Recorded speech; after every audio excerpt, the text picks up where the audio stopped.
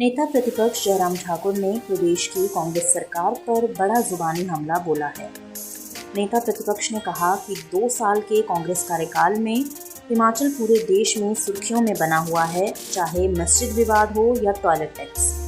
जयराम ठाकुर ने कहा कि हिमाचल में हवा को छोड़कर हर चीज पर टैक्स लिया जा रहा है। जयराम ने कहा कि कांग्रेस ने प्रदेश में सत्ता हासिल करने के लिए चुनाव से पहले प्रदेशवासियों को झूठी गारंटियां दी और आज मुख्यमंत्री ने उन गारंटियों से मुंह मोड़ लिया है। वो नोटिफिकेशन निकाले, हमारी सरकार ने कोई भी टॉयलेट टैक्स नहीं लगाया था। हमारी गवर्नमेंट के दौरान सिर्फ इतना ही हुआ था। शिमला कॉर्पोरेशन के सिलसिले में एक फैसला ये लिया था, जो वाटर चार्जेस की इंक्रीज करने के लिए अगर कॉर्पोरेशन उसको पारित करे तो 10% जो है वो इंक्रीज करने के लिए उस पर प्रावधान रखा था। लेकिन उसमें गवर्नमेंट का कोई फैसला ऐसा नहीं था कि भी उसमें गवर्नमेंट तय करेगी, लेकिन वो कॉर्पोरेशन के इस पर छोड़ा था। लेकिन इसके अलावा तो कोई इस तरह की बात नहीं है। पर हेल्थ सेक्टर को भी मुख्यमंत्री ने बताया कि पूरा सरकार इसकी जिम्मेदार है। मैं इस बात को तो इसलिए मैं आज सारी चीज को लेकर के प्रमुख रूप से मैं मुख्यमंत्री जी से पूछना चाहता हूं। आपने आते ही बहुत सारी घोषणा की थी स्वास्थ्य के क्षेत्र में कि हम बहुत सारी चीजें करेंगे, और खास तौर से आपने कहा कि जो रोबोटिक सर्जरी को हम प्रमोट करेंगे।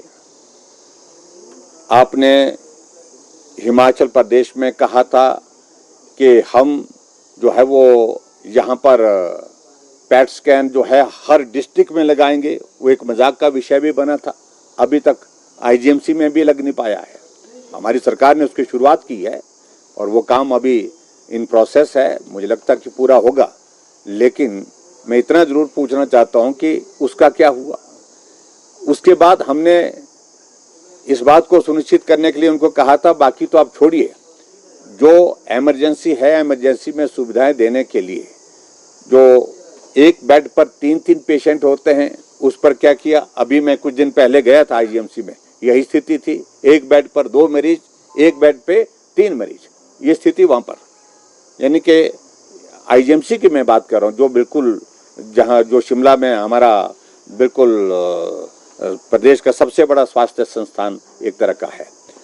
तो ऐसे में मुझे लगता है कि जितनी भी बातें उनने कही थी, एक बात को लेकर के प्रगति आज की तारीख में 2 साल बीतने के बावजूद भी शून्य है। हिमाचल स्वास्थ्य के क्षेत्र में जहां आगे बढ़ रहा था, उसमें और पीछे हुआ है। वीडियो से जुड़े रहने के लिए धन्यवाद। हमारे चैनल को सब्सक्राइब कीजिए अभी।